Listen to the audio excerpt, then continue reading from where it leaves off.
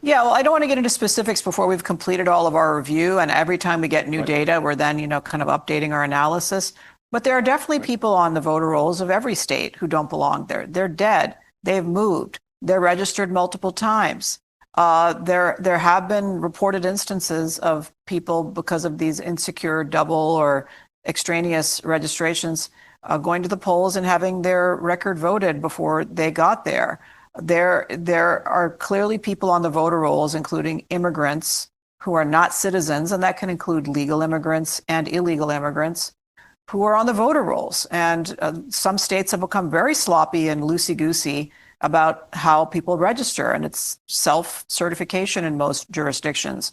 In California, when you go to renew your license, and every 10 years they make you go to the DMV and do it, they ask you if you want to register to vote. I actually had to call a staffer over to the electronic screen and explain to them that there was no option for me to say I'm already registered. So I might have gotten registered twice because I had moved since the last time. That's kind of the default. It's a mess. And when you couple that with both the mail-in voting with no excuse absentee balloting and some cockamamie schemes that some politicians have advanced to have telephone voting, this is a scary scenario, and it's going to lead to inaccurate elections and people not having confidence in the outcome of our elections, which is a real civics problem in this country that we need to get past.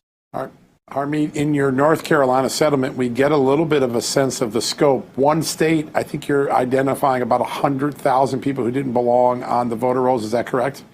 Well, the situation there was they were enrolled in the voter rolls without the proper information required by North Carolina law. And so the settlement requires the state, at its expense, to contact those 100,000 voters, get the accurate information from them. And if they're not able to do that, then they need to be removed from the voter rolls. And so that's a big number. As you know, we've had instances of elections won and lost in the last few years, particularly here in the backyard here in Virginia, by one vote. It happens all the time. And so it is not a good response to say, oh, voter fraud is rare. I'm not saying it's fraud. I'm saying it's sloppiness. I'm saying it's inaccuracy. And I'm saying it leads to infirm election results that people can't trust. We need that trust. We need everyone to trust the outcome of the elections.